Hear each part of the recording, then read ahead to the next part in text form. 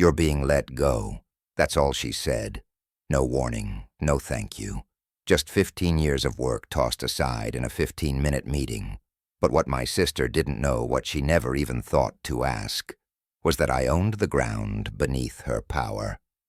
And in exactly 3 months, that ground was going to shift. My name is Brandon Kessler. For over a decade, I ran the operations of Skyreach Hotels, our family's boutique chain across the Northeast. I wasn't the public face, I wasn't on magazine covers or keynote stages, that was always Danielle. But I was the one who kept the lights on, literally. While she chased growth and glamour, I was negotiating with suppliers, overseeing renovations, walking boiler rooms in the dead of winter to keep our guests warm. I didn't need a title, I just needed the work to be done right. 11 days into her presidency, Danielle called me into her office. She was poised, polished, cold. Told me the board agreed Skyreach needed fresh perspective. By board, she meant herself, our father, who had just stepped into a chairman role, and 2 of her former MBA friends. They'd already hired a consultant from Marriott to replace me. I didn't argue. I didn't beg. I packed up my office, quietly placed a photo of our grandfather taken in front of our very first property in Burlington on top of the box, and left. As I walked out of the building for the last time, I smiled not out of bitterness, but because I knew something she didn't. And soon, she'd find out. Because 5 years earlier, our father gave me a piece of advice I'd taken seriously, advice that would change everything. What he said, and what I did with it, would become the one thing Danielle never saw coming. I remember standing outside that glass building in downtown Boston, holding a cardboard box of my life's work, like it was nothing more than clutter. The cold March wind bit at my cheeks, but I barely felt it. Inside that box was more than framed photos and goodbye letters. It held 15 years of decisions, midnight calls, solved problems, and people who trusted me. And still none of that had been enough to keep me in the family business. Danielle didn't even flinch when she let me go. She delivered the news with the same poise she used to sell investors on growth projections. I suppose she thought it was merciful, giving me 6 months of severance and a clean exit. What she didn't know, and what made me oddly calm, was that I'd already started preparing for this day years ago. It was 5 years earlier, during a steak dinner with my father at Mackenzie's in downtown Providence. I had brought up a concern during a conversation that started casually over ribeyes and Cabernet. Dad, our 3 most profitable hotels, Burlington, Portland, and Westbrook, are on leased land. The leases were signed back in the 70s. The original owners are gone, and their heirs are looking to sell. If that happens and someone else buys that land, they can raise our rates, and we'd have no choice but to pay up or lose the properties. He looked at me for a long moment, then pushed his glasses higher on his nose. "It's a vulnerability," I continued, "and it's one I think we can solve." That's when I laid it out. My savings, the plan, the offer. I'd buy the land personally, then lease it back to Skyreach at the same rates. I wasn't looking to get rich. I just wanted to protect what we'd built. To my surprise, he didn't shut it down. He made some calls. 3 months later, I owned the land beneath our flagship hotels through a holding company I named BK Holdings. I kept everything clean filed and visible in corporate documents. I wasn't hiding anything. Danielle could have found the details if she'd looked. But that was never her way. She preferred pitch decks and brand consultants to property surveys and zoning maps. The months after the purchase were some of the most quietly productive of my life. I didn't change how I worked. I was still up at 5:30 every morning, scanning overnight reports, answering calls from front desk staff, and visiting renovation sites. But underneath it all, I felt grounded, literally and figuratively. I was no longer just an operator. I was the foundation. Danielle didn't notice anything change. She was too busy planning influencer partnerships and expansion into Miami. She started making decisions without me slowly pulling me out of meetings, rejecting my budget requests, and replacing my hires. It didn't happen overnight, but I saw the writing on the wall. She wanted me out. The only thing she hadn't figured out was how deeply I was rooted. I've always been more comfortable in the background. Even as a teenager, I followed maintenance crews instead of shadowing Dad in boardrooms. I liked knowing how things worked. By 16, I could troubleshoot a busted HVAC faster than most contractors. I knew every supplier by name, not just company. When Skyreach started turning a real profit, it wasn't just because we had pretty lobbies. It was because our systems ran tight and our people felt respected. And now all of that had been swept aside in the name of fresh vision. Danielle wanted Skyreach to be something else, something flashier, more scalable, less personal. But hotel guests don't come back for the marble floors. They come back because the woman at the front desk remembers their name, because the sheets are crisp and the heat works on a snowy night in Maine. That was my job. And now, nobody was doing it. 3 days after I was fired, I got a message from Miguel at Westbrook. He was blunt as always. New consultants here, cutting corners, pushing contractors to finish fast. They're not testing the fire system correctly. Just FYI. I stared at the screen for a long time before responding with a simple thanks. I didn't offer advice. It wasn't my place anymore. But I felt it deep in my chest. That uncomfortable twist when you know something's going wrong and can't stop it. The Westbrook renovation was already behind schedule when I left. Now it was being rushed by a stranger with a spreadsheet. That same night I sat on my porch overlooking Boston Harbor. The ships moved silently across the water, steady and deliberate. No show, no recognition, just quiet purpose. That's what I respected. It's what I had always tried to be. And maybe in the end that's why Danielle didn't understand me. To her, success meant attention. To me, it meant things worked the way they were supposed to. But things weren't working. Not at Skyreach, not anymore. And I had a choice to make. I could stay out of it, let her run the company into the ground, and walk away with my lease payments. Or I could wait. Just a little longer. Because in 3 months, the lease renewals were coming due. And when that day arrived, I wouldn't need to raise my voice or make a speech. I'd simply present the new terms. Market rate. No favors. Just business. It wasn't about revenge. Not yet. But something was building beneath the surface, and when it finally rose to meet her, she wouldn't see it coming. Not until it was far too late. The morning air was crisp as I stepped out onto my porch again just a week after Danielle fired me. The harbor was calm, the ships moving as they always had, predictable, steady, unbothered. I admired that. No urgency, no panic. They knew where they were going. I'd always modeled my approach the same way: steady hands, quiet leadership, no need to draw attention.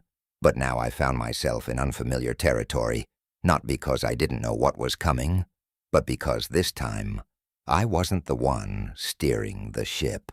For the first time in 15 years, no reports to review, no early morning phone calls, no vendor emergencies. It was eerie. I hadn't realized how much of my identity was built into those routines until they disappeared overnight. And yet I wasn't angry. I felt something quieter, like standing on the edge of a long game, waiting for the final piece to fall into place. I had time now. Time to think. Time to plan. Time to make sure I didn't just protect what I had built, but used it to correct what had gone wrong. The phone buzzed again, another message from Miguel. They've slashed the renovation team in half, pushing to finish by April. Plumbing contractor walked off the job yesterday. He followed it, with a photo exposed pipes in Westbrook's East Wing debris, everywhere insulation unfinished. It was a mess, and not just in the physical sense. Danielle was trying to force something forward that wasn't ready. She'd cut ties with the only person who knew those properties inside out, and now she was trying to solve it with PowerPoint slides and an outside consultant who had no emotional stake in the outcome. I didn't reply right away. I stared at the picture. I could see that wing clearly in my mind, the blueprints, the wall reinforcements we'd added to meet the updated codes, the HVAC pathing I'd helped lay out during planning. Every inch of that property had passed through my hands at some point. It hurt more than I expected, not because I wanted credit, but because it was like watching someone take a chisel to your father's headstone and call it an upgrade. If you're watching and you've ever had your work ripped apart by someone who never understood it, hit the like button. Let me know I'm not alone in that. Later that afternoon, I met my father at Rosie's, a small diner just 2 blocks from our old headquarters. We hadn't eaten there together in years. The waitress brought our usual without asking blueberry pancakes for him, eggs and toast for me. That kind of familiarity doesn't come from status meetings or company retreats. It comes from showing up consistently day after day, just like I had for Skyreach. She told me after the fact. My father said quietly, not looking up from his coffee, "Danielle, about letting you go." Said the board agreed. I didn't answer right away. He stirred his drink slowly, the spoon clinking gently against the porcelain.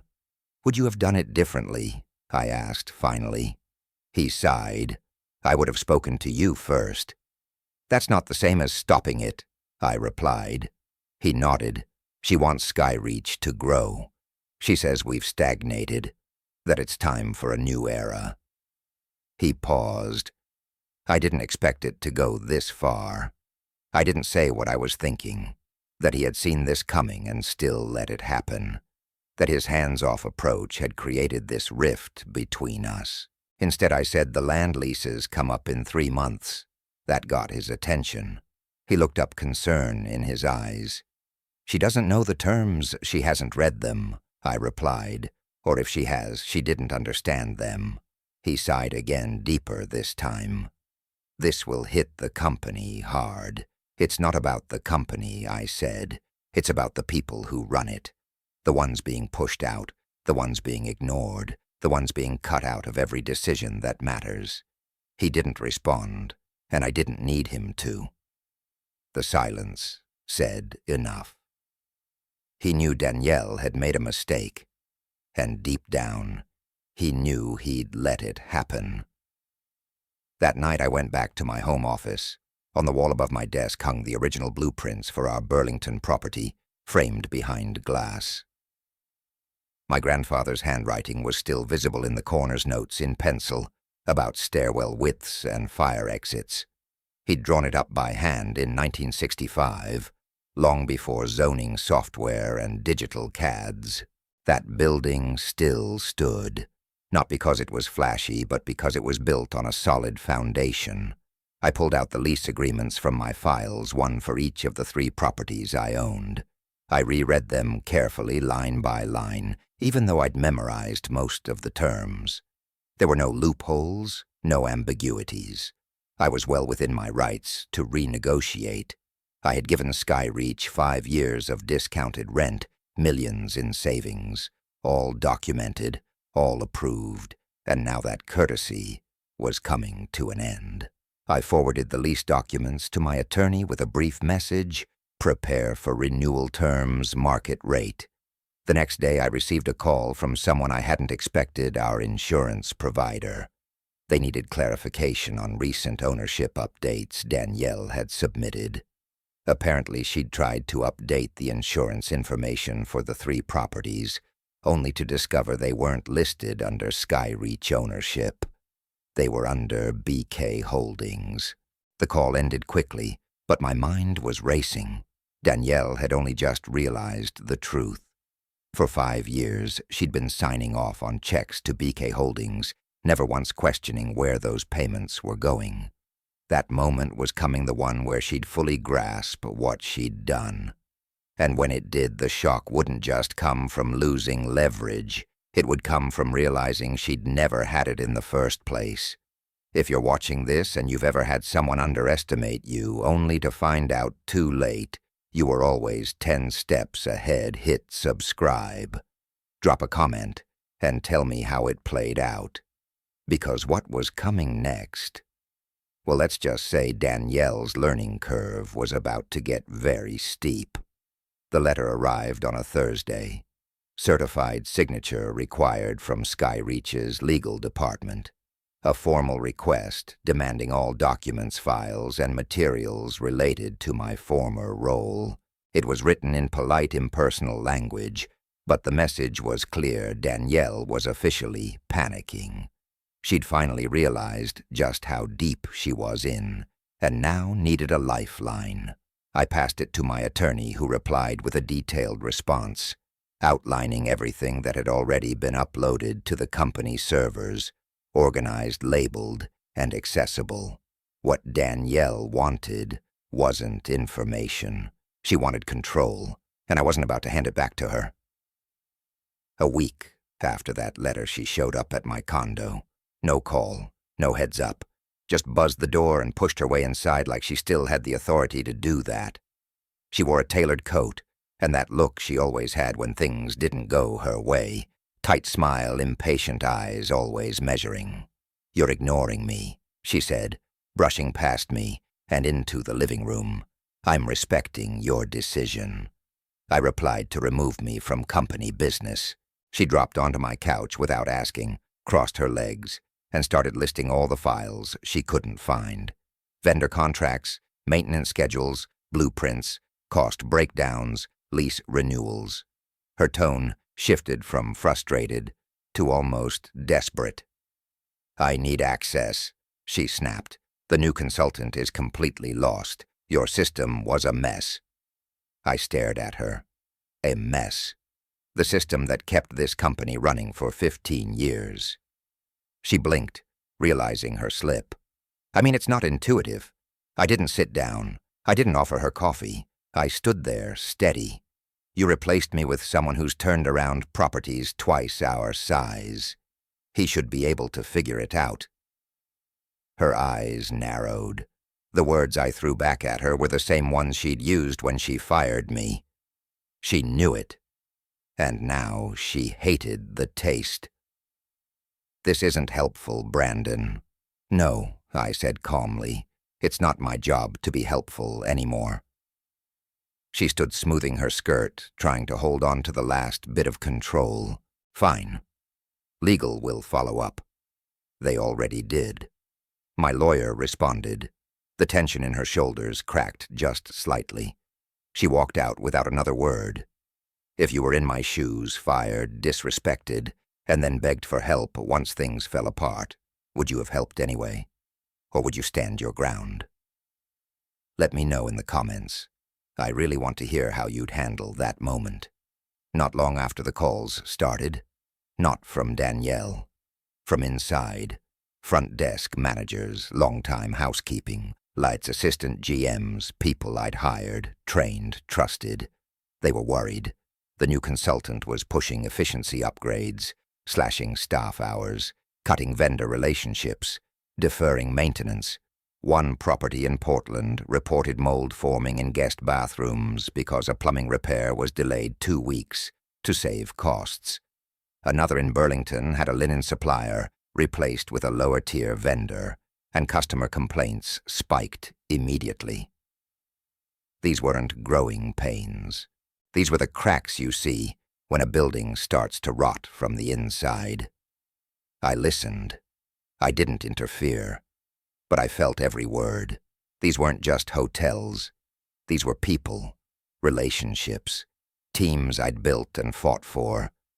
I remembered the night shift supervisor at Burlington who'd once driven through a blizzard to cover for a sick co-worker. Or the night I spent shoulder to shoulder with Miguel, repairing a busted water main so guests wouldn't wake up to brown water. Now they were being treated like line items on a budget spreadsheet. Then came the email from the insurance provider. One line stood out. We require verification of ownership for policy updates on the Westbrook, Burlington, and Portland properties. That was it. The moment she finally understood. Danielle had tried to update the policies, and the company's records didn't match the ownership filings, because the land, the very foundation under those buildings, was mine. She hadn't known. For 5 years, she'd signed off on payments to BK Holdings without a clue that she was signing checks to her own brother. Now that she did, the real storm was coming. The next morning, my phone rang. It was my father. His voice was tight. "Did you know your sister doesn't read legal documents?" He asked, no humor in his tone. "Yes," I answered. "That's how we got here." "She's called an emergency board meeting," he said, after a long pause. "She's claiming you withheld critical information from the company." "Nothing was hidden," I said. "Every document was filed, signed, and approved. She just didn't read them." There was silence on the other end. Heavy, familiar. "She's going to accuse you of deception, Brandon. She can accuse whatever she wants. The truth doesn't care about her version. She wants you at the board meeting." "I'm not on the board anymore," I reminded him. There was a beat of quiet, then a softer voice. "This is still our family business." That part hit harder than I expected, because it wasn't just about leases or titles anymore. It was about who had been watching all these years, who had been entrusted, and who had been discarded. Have you ever felt like the person who was supposed to protect you just didn't? Like they stood by while someone else rewrote your story? If that's something you've lived through, leave a comment. I know I'm not the only one. Later that day, I sat alone in my home office, turning an old hotel key between my fingers, the original from our Burlington property. It was worn smooth with time, a reminder that some things are meant to last, and others are not. As the sun dipped behind the skyline, I made a choice. If Danielle wanted to escalate this, she'd have to do it in the light of day with everyone watching, and she'd learn that control without clarity was no control at all. Outside, the city lights blinked on steady and certain, as if they already knew what was coming next. The board meeting was scheduled for Tuesday at 2 p.m. I didn't plan to attend. I had no legal obligation, no seat at that table anymore. But that didn't stop the messages. One came early that morning from Vincent Ross, one of the board members, an old friend of my father's, and one of the few people in that room with a working moral compass. "I've seen the lease renewals," his message began. "We need to talk."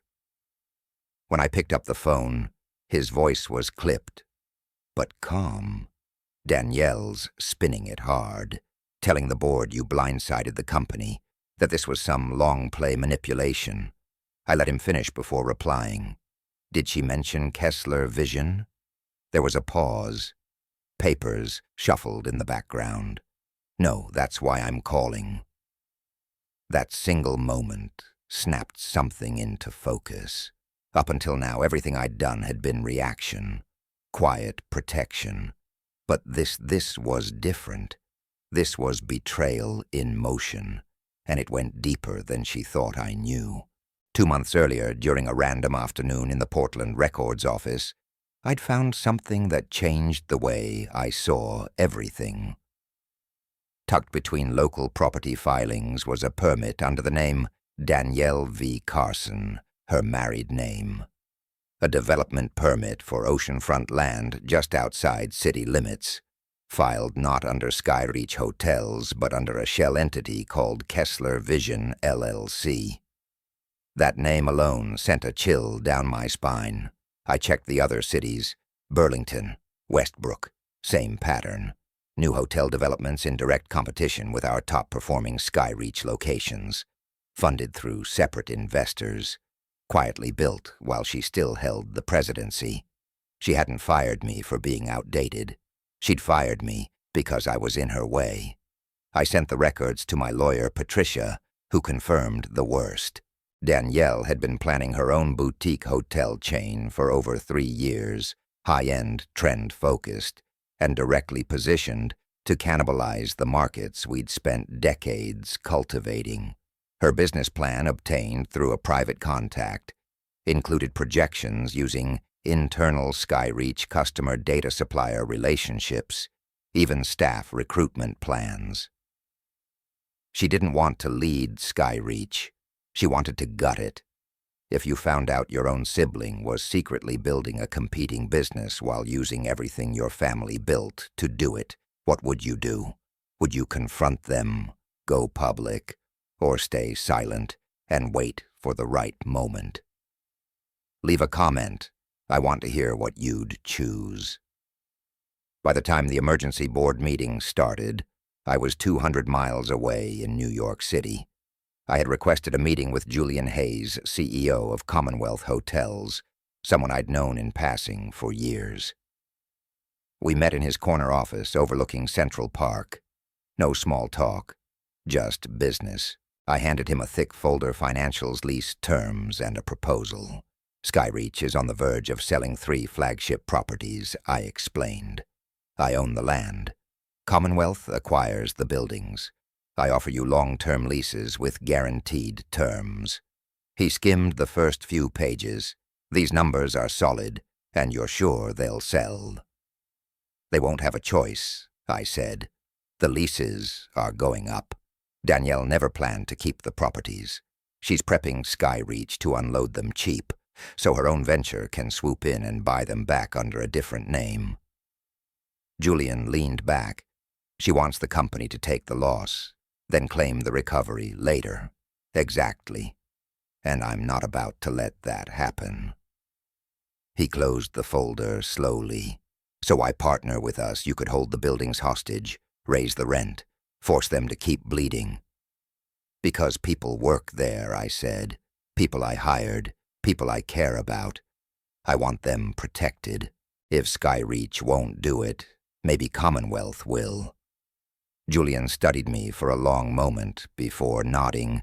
You're not in this for revenge. No, I said.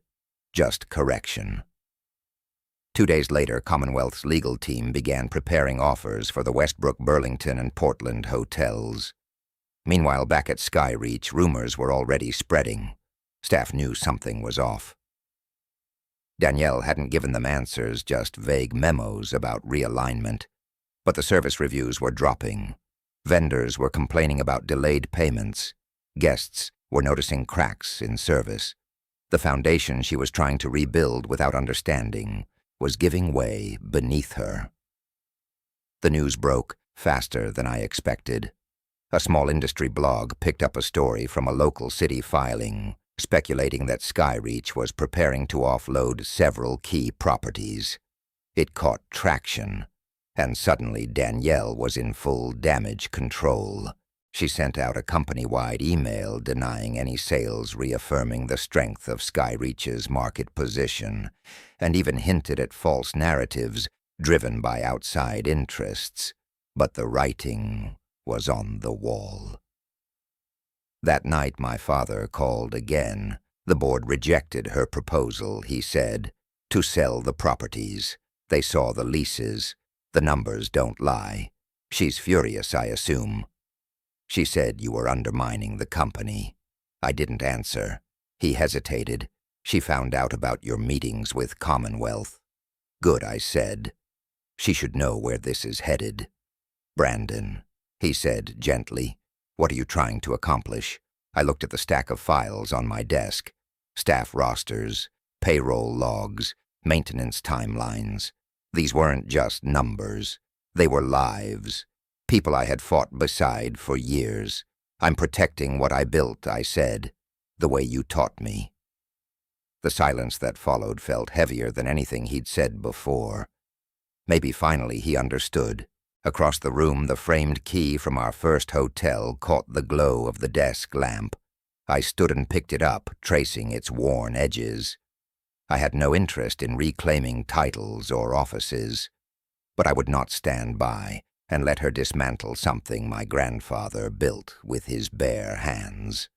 Outside, the sky over Boston darkened with a soft gray dusk, the kind that comes right before something breaks wide open.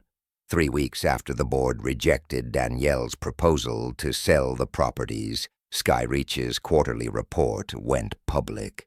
The numbers were worse than I'd expected: revenue down 12%, operating costs up nearly 18%. Customer satisfaction had dropped sharply across 3 of the 5 remaining hotels. One of the Portland reviews read, "Used to feel like home.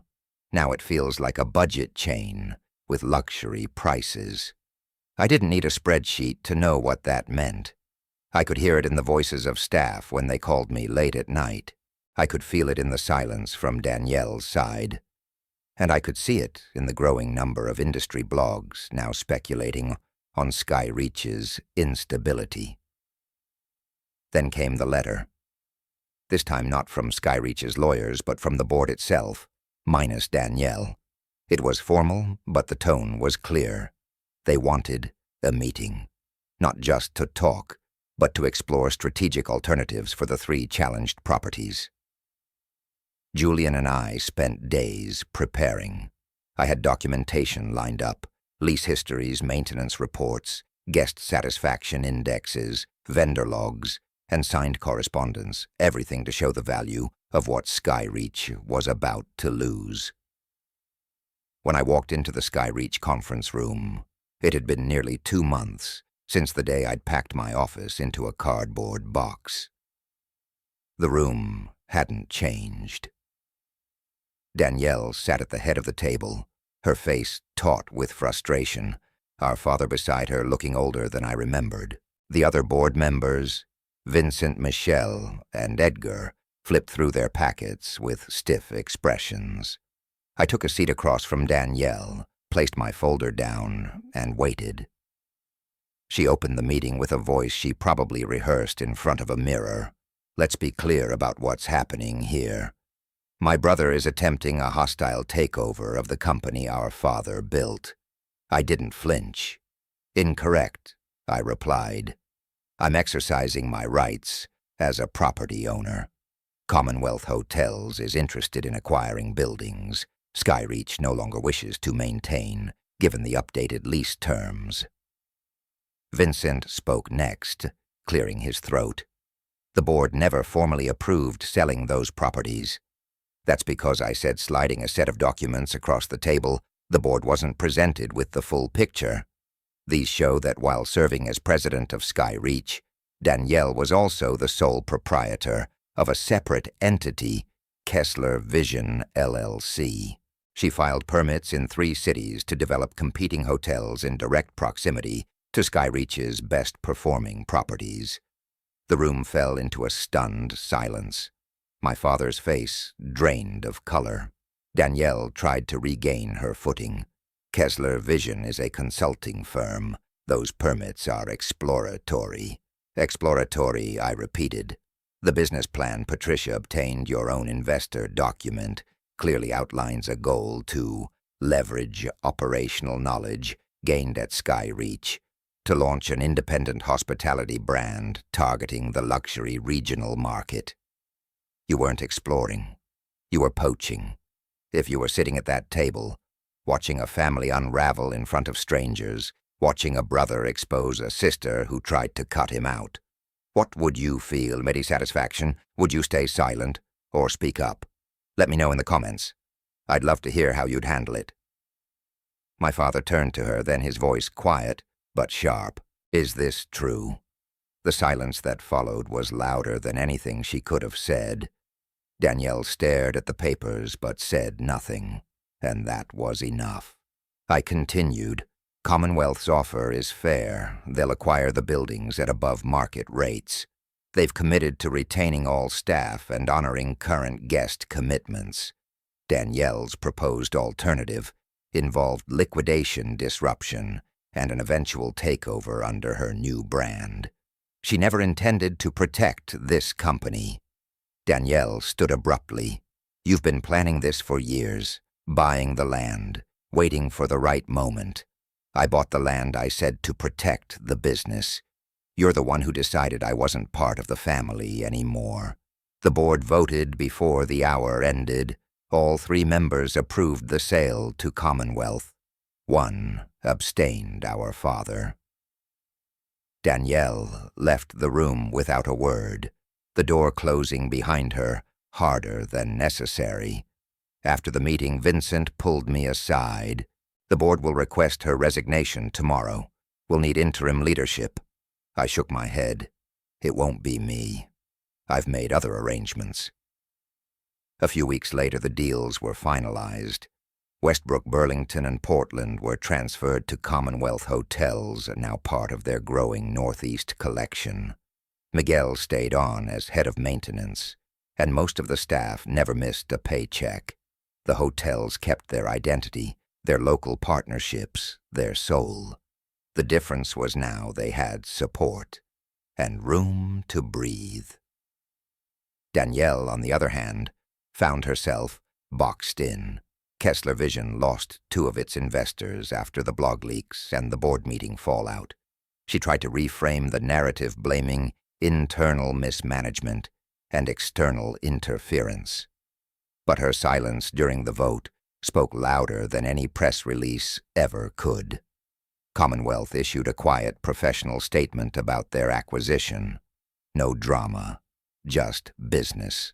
Meanwhile, I went back to doing what I'd always loved behind the scenes, building systems, mentoring teams, keeping the lights on and the water hot. If you've ever been forced out by someone who thought they were smarter, louder, or more ambitious, only to find yourself right where you needed to be, go ahead and subscribe. There's more to come.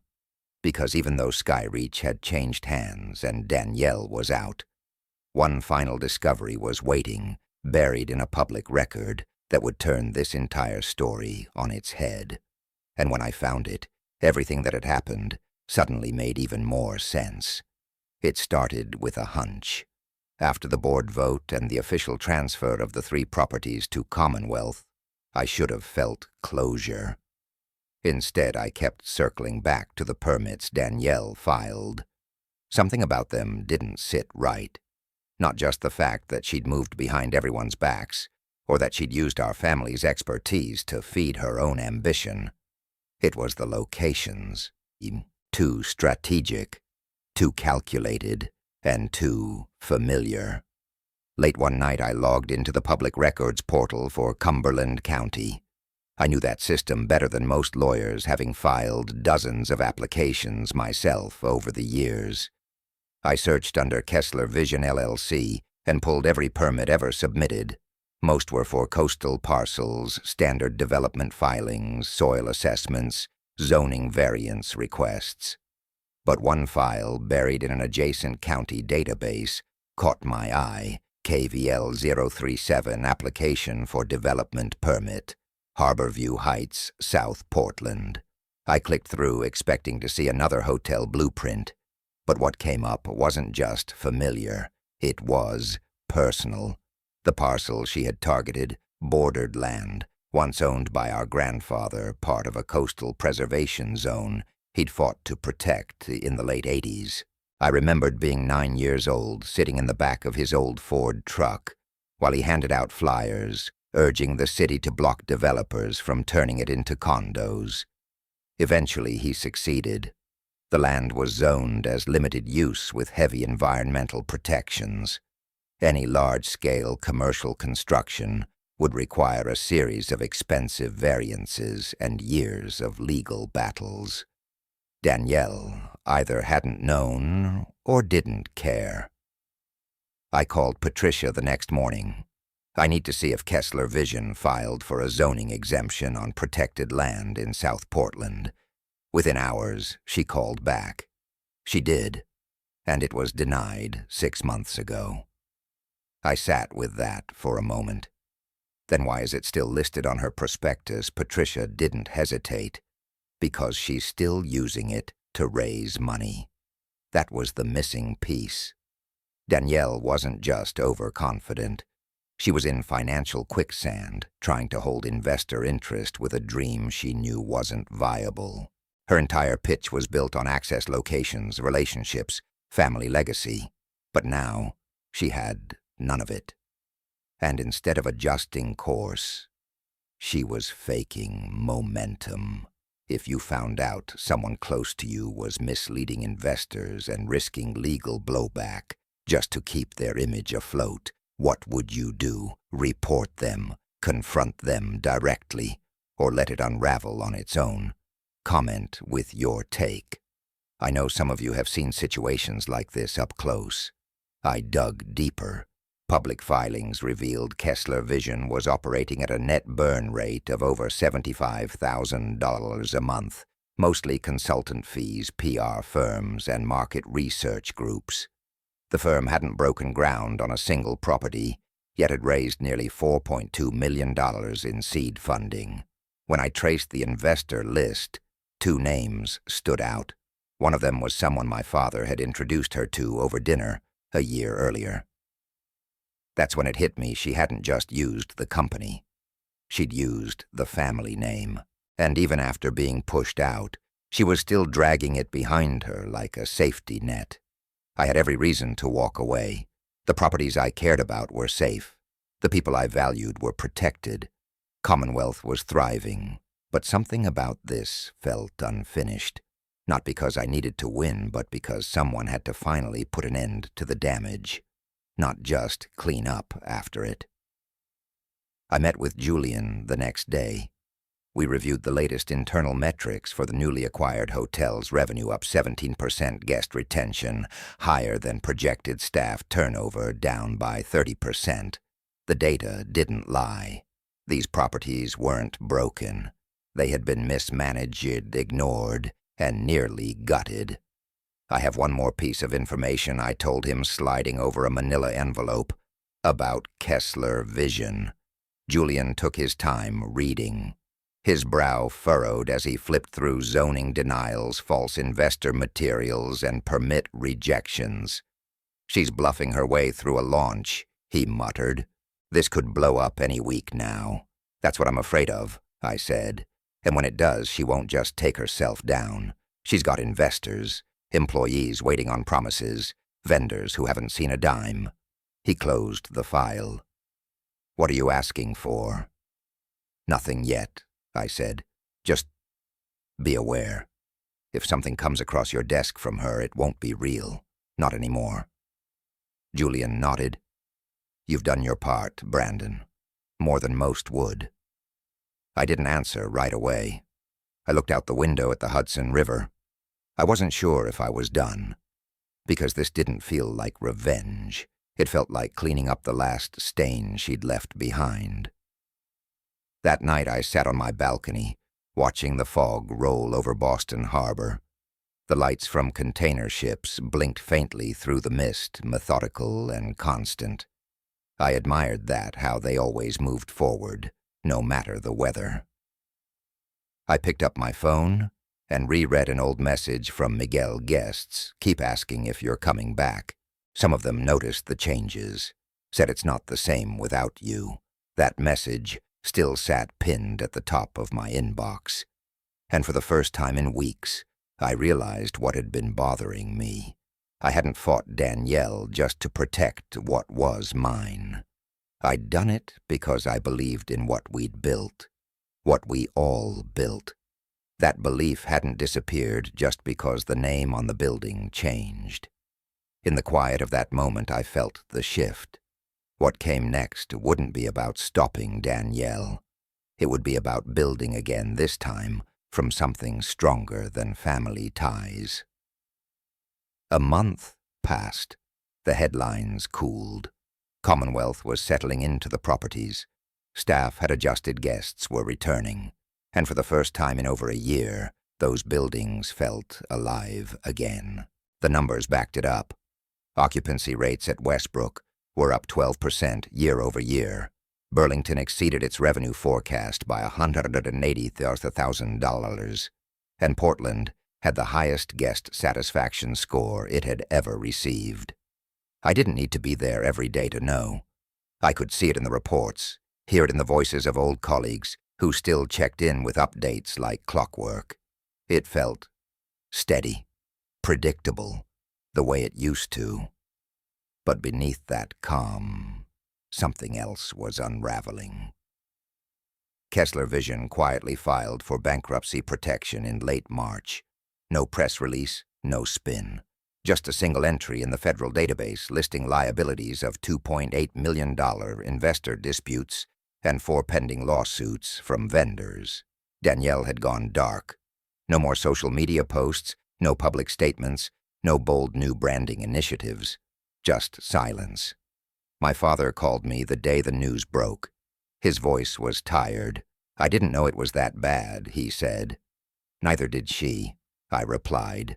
She thought she could fake her way to success. "You think it's over?" he asked.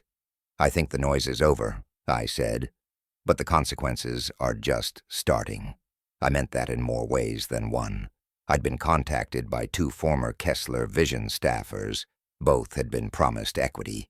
Neither had contracts to prove it. One of them, a young operations manager named Eliza, told me she'd left a stable job at Hyatt to join Danielle's venture. She said it was a sure thing, Eliza said. She made it sound like your legacy was her foundation. That hit harder than I expected. It reminded me of something my grandfather used to say: "There's no shame in losing money. There's shame in wasting trust." Danielle hadn't just lost capital.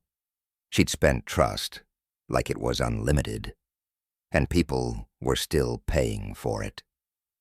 I met with Julian later that week in the Harborview's rooftop lounge. The space had been completely redone, soft lighting, local artwork, live jazz in the evenings. It was elegant but grounded.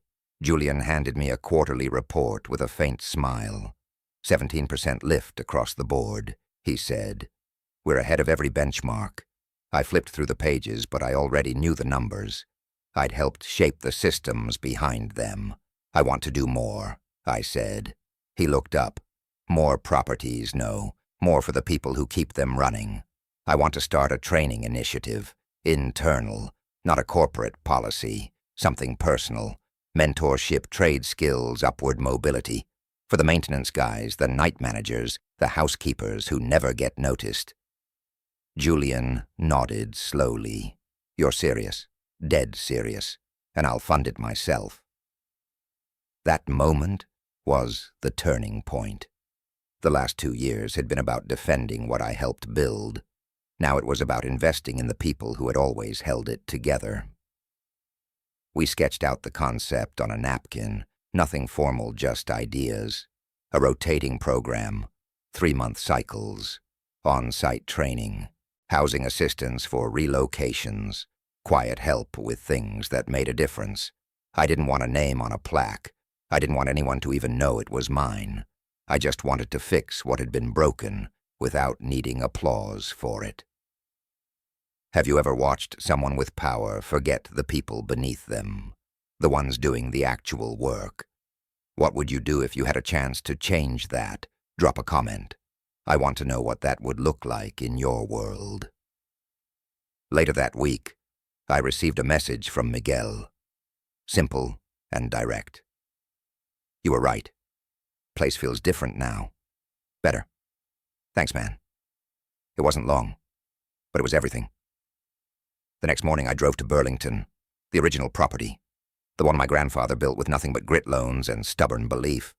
I walked the halls like I used to, checking behind doors, glancing at utility closets, noting which bulbs were too bright or too dim.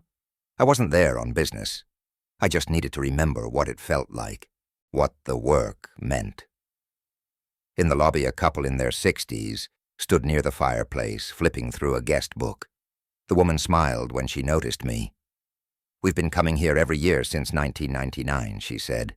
"Feels like home, just a little shinier now." I thanked her, said nothing more, and walked back outside. The wind carried that familiar Vermont chill, but it didn't bother me this time. I stood by the corner of the building looking up at the spot where my grandfather once installed the very first sign, hand-carved, stained in our garage. It was gone now, replaced by something sleeker, but the foundation underneath hadn't moved an inch. I reached into my coat pocket and pulled out the original hotel key I still carried. The brass had dulled, the engraving worn soft, but it still fit my hand perfectly. I looked toward the horizon and smiled, not because everything had turned out perfect, but because I finally understood what it meant to build something that lasts, not just buildings, but belief. And I wasn't done building yet. Spring in New England always arrives quietly. No grand announcement, just a subtle shift. The air softens, the sky turns less gray, and you begin to hear the world breathing again. That's what it felt like as I stepped into the newly refurbished Harborview conference space.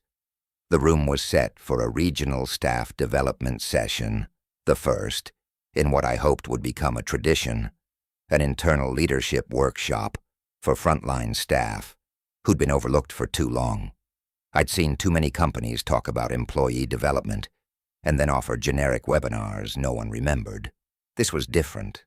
We had maintenance techs learning supervisory skills, front desk agents sitting in on revenue strategy sessions, and housekeepers giving feedback on property design. And you could see the change, the way people carried themselves, asked sharper questions, stayed late, not because they had to, but because they wanted to. The program didn't make headlines, and that was the point. It wasn't about optics. It was about rebuilding the bridge between effort and recognition. I wasn't trying to turn housekeepers into executives overnight. I just wanted to make sure no one who kept a hotel running felt invisible again. During a break, I stood near the coffee station when a woman named Ava approached me. She'd worked the overnight desk in Westbrook for 9 years and had enrolled in the mentorship track. She held a folder in one hand and a baby monitor in the other. "I almost didn't come," she said. "Child care fell through this morning, but I thought about how many times I've made it work for guests and figured I could make it work for myself just once." That stopped me, because that's who we'd always depended on. People like Ava who filled the gaps quietly, professionally, without complaint. And we'd treated them like background noise. If you've ever worked a job where your best wasn't noticed, where your quiet reliability was mistaken for simplicity, comment below. I know that story's more common than it should be. Later that evening, I reviewed the latest update on Kessler Vision's bankruptcy proceedings. The final tally was bleak: 4 active lawsuits, 3 investor withdrawals, and 1 formal SEC inquiry into false projections.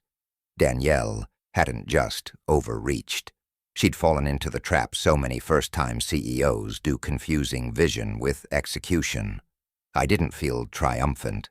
I felt something closer to exhaustion. My father called the next day a habit that had returned slowly after months of silence. He didn't ask about Danielle. He asked about the training program. I told him about Ava, about a night porter named Troy, who now shadowed the revenue manager once a week, about Miguel leading a hands-on plumbing demo because the new hires requested it. "You've made something lasting," he said, after a long pause. "Your grandfather would have been proud." I didn't say anything back. I wasn't doing it for pride. I was doing it because I knew what could happen when no one looked out for the people at the bottom of the org chart. I'd watched it for years. A week later, I got a knock on my door. I opened it to find Danielle standing there. She looked smaller than I remembered. Not physically, but energetically. The kind of shrink that comes from defeat that hasn't fully landed yet. She didn't ask to come in. She just stood there holding a manila envelope. "I came to return this," she said, handing it to me. I opened it. Inside was a copy of our grandfather's original deed for the Burlington property, the one I thought was lost. "I found it when I was cleaning out my storage unit," she added. "Figured it should be with you." There was a long silence between us. "I didn't mean for it to go the way it did," she said, her voice barely above a whisper. "Yes, you did," I said gently. "You just didn't think it would cost you this much." She looked down. I lost more than the company. I didn't respond. I heard about your training thing, she said. It's good. They needed someone like you. I never understood that part. I know, I said.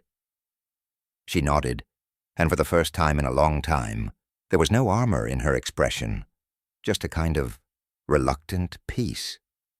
She turned to leave, but paused. I'm not asking for anything. I know that too. She walked down the hallway and out of sight. What would you have done in that moment? Invited her in, closed the door, forgiven her, or let her carry the weight on her own? Share your thoughts. I'm genuinely curious. Sometimes the right thing to do doesn't feel clean. I closed the door and placed the envelope on my bookshelf, right beside the original blueprints of the first property. That night I stood on my balcony again, watching the lights dance across the harbor like they always did. Calm, unchanging, reliable. And I realized that somewhere in the chaos, something rare had happened. I had stopped fighting for the past. I was finally building something for the future. Not to prove anything, not to fix the family, but to make sure no one else had to fall through the same cracks. That understanding settled in slowly, like the tide coming back in after a storm. Not loud, not sudden, just steady and certain. 2 months after Danielle showed up at my door, life had settled into a rhythm that felt honest. I wasn't chasing anything anymore. I wasn't fighting for position or legacy. I was simply doing the work the way I always had. I spent my days checking in on the staff training program, sitting in on property meetings when asked, and quietly investing in improvements the guests would never notice, but the staff would never forget, like replacing aging laundry machines or adding ergonomic mats behind front desks. That's where the real margin came from, reducing strain, improving morale, keeping turnover low. You don't see it on quarterly reports, but over time it builds something unshakable. At Harborview, the GM told me staff sick days had dropped 21% in just 1 quarter. That's not luck. That's culture. One afternoon, I drove up to Portland to meet with Julian. We walked the Westbrook property together, passing familiar faces in newly branded uniforms. They waved, smiled, nodded, with that same grounded energy I remembered from the old days. The halls smelled like fresh paint. The staff lounge had been redone with better lighting and real furniture. It was subtle, but it mattered. Julian handed me a slim folder as we reached the conference room. We've been talking with the team in Providence, he said. They want to bring you on in a more official capacity, consulting director for the entire Northeast portfolio. I opened the folder. It was a straightforward offer, flexible hours, competitive pay advisory authority, and no board politics. Just the work. Quiet, structured, purposeful. I didn't answer right away. I closed the folder and looked out the window at the hotel's garden where 2 housekeepers were having lunch on a bench in the sun. That simple scene meant more to me than any job title ever had. You've earned this, Julian added. But I get it if you're not ready. I finally said I'll think about it. If you had the chance to return to something that once hurt you under better terms with new respect, would you take it? Or would you keep walking? Let me know in the comments. There's no wrong answer, just different kinds of peace. That night I had dinner with my father at a small place we used to visit years ago, when Skyreach was still growing before titles and stock options had complicated everything. He looked tired but clearer. Retirement suited him once he stopped trying to influence what came next. I spoke with Danielle, he said, as he stirred his coffee. She's planning to move to Chicago. Says she needs distance, a reset. Good, I replied. Distance is what she always valued most. He looked at me. You don't hate her? I don't, I said, but I don't trust her either. and that's different." He nodded slowly. "She's not the only one who made mistakes." I let that hang for a moment. "I should have done more," he added. "Stepped in sooner. Seen what was happening. I thought staying neutral meant staying fair." "It didn't," I said, not harshly. "It meant silence." And silence gave her room. He looked away ashamed but grateful I hadn't twisted the knife. There was no need. The truth was already doing its work. Before we left, he pulled something from his coat pocket, an old photo of our first hotel taken the day it opened. My grandfather stood beside the wooden sign, hand on his son's shoulder, beaming.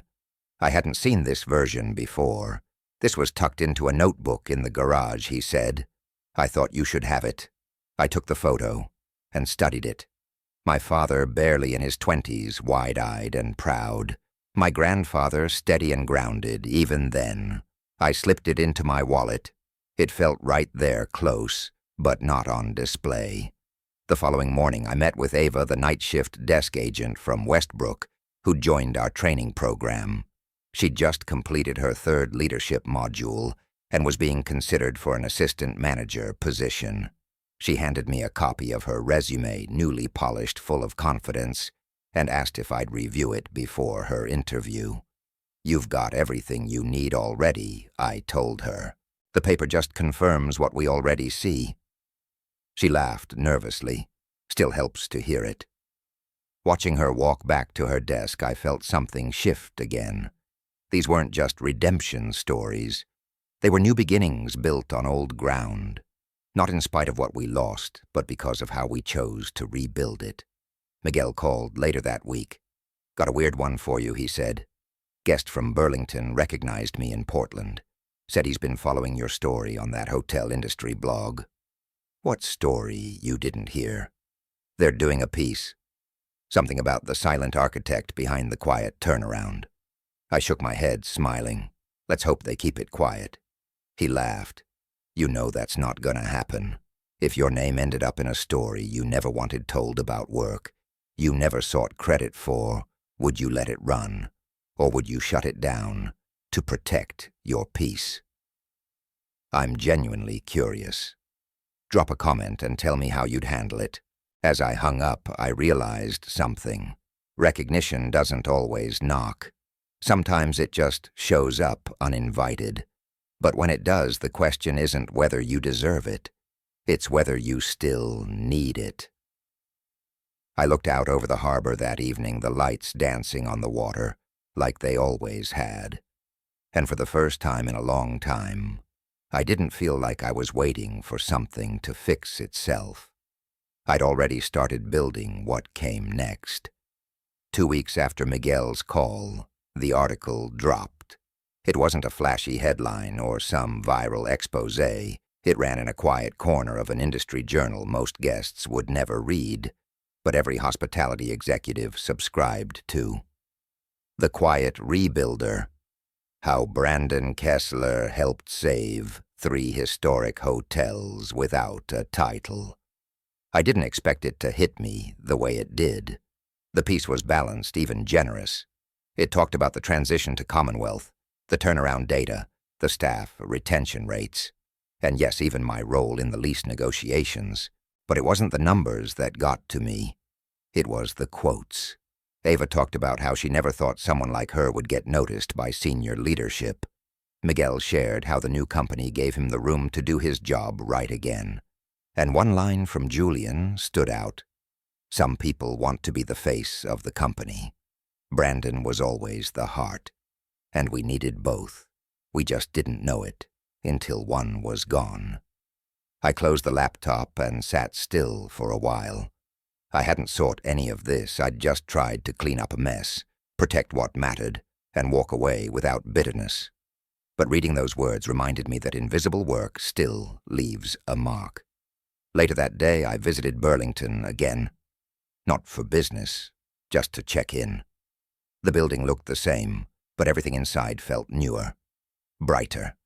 The smell of fresh coffee near the lobby cafe, the polished wood banisters, the sound of a front desk agent laughing with a returning guest.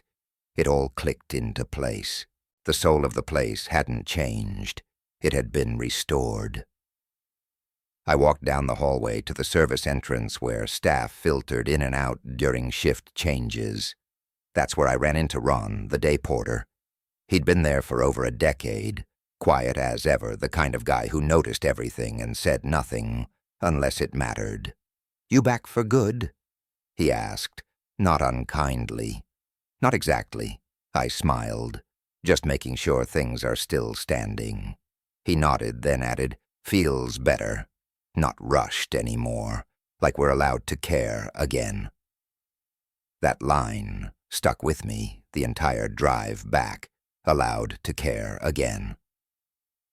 When did we decide that operational speed and personal pride couldn't coexist? If you've ever worked in a place where caring was treated like a weakness, you'll know exactly what Ron meant. Have you felt that shift? When suddenly your job becomes about hitting numbers instead of making things right? Tell me your story in the comments. That culture change, it matters more than most people realize. The next day I met Julian again, this time in Providence. The hotel there was the newest in the portfolio and still settling into its identity. He walked me through a series of updates they'd made to the staff floor: larger lockers, a break room with natural light, a small library of trade books and leadership guides. "We've been testing this setup," he said. "Early feedback is strong. People stay longer when they feel seen." "Keep going," I said. "Don't let it turn into a corporate checkbox." He smiled. "That's why I wanted to meet. We're ready to roll this out company-wide, and we want you to lead the team designing it." I looked at him, surprised. "I thought you already had a training department." "We do," he said. "But this isn't about policies. It's about rebuilding a philosophy, and you've already proven you know how." I didn't answer immediately. I thought about the old man I watched paint lobby walls by hand in 1994. I thought about the time I climbed into a crawl space during a Christmas snowstorm to fix the boiler myself. I thought about Danielle, too, not with an anger, but as a reminder of what happens when ambition forgets foundation. "All right," I said. "Let's do it." That night I stood by the window of my hotel room in Providence. From the 6th floor I could see the river winding through the city lights, flickering off the water in patterns that never quite repeated. I thought about how many times I'd been here before, in different roles, under different leadership, chasing different things. But this time felt different, because for once I wasn't chasing anything. I was choosing it. Before I turned in, I checked my email. There was one new message from Eliza, the former Kessler Vision employee who'd been stranded after the collapse. She'd taken a position with a regional property in the Commonwealth network after I connected her with someone in HR. Her subject line said, "Update," and the first line of her message read, "Just wanted to say thank you. You didn't have to help, but you did. I've never felt more respected in a job." It wasn't a long message, but it hit harder than any article or recognition ever could, because that was the work. Quiet, unseen, steady, and it was far from finished. Some endings don't come with fireworks or headlines. They arrive quietly, like the moment you stop waiting for someone's apology, or the first time you walk into a place that once held pain and feel only peace. That's where I found myself. Not triumphant, not bitter, just grounded. Somewhere along the way, I stopped needing validation for what I'd built. I stopped looking back, trying to understand why things fell apart. The truth is, sometimes people you trust will fail you. Sometimes the very ones who are supposed to stand beside you will take credit, take control, or take advantage. But if you stay rooted, if you do the work without needing the spotlight, you outlast all of it. That's what happened here. I didn't win because I outsmarted Danielle or because I owned the land. I didn't win because someone gave me credit in a magazine or offered me a new title. I won, if you want to call it that, Because I never stopped showing up. For the staff, for the buildings, for the values we started with, and maybe most of all, for myself. Looking back, I don't regret letting go of Skyreach. I regret how long I tried to hold on to something that had already changed. The lesson wasn't about power or revenge. It was about knowing when to build, when to walk away, and when to rebuild on your own terms. Today I work with people who care. I lead programs that make a real difference, and I walk through the halls of hotels that feel like home again, not just for guests, but for the people who keep those lights on, night after night. If this story spoke to you, if you've ever felt invisible in a place you gave your heart to, I hope you'll leave a comment and share your own story. And if you haven't already, go ahead and subscribe. Not because this is just another channel, but because around here we talk about real things, work, family, betrayal, growth, and what it takes to quietly build something that lasts. Sometimes the quietest stories are the ones that stay with us the longest.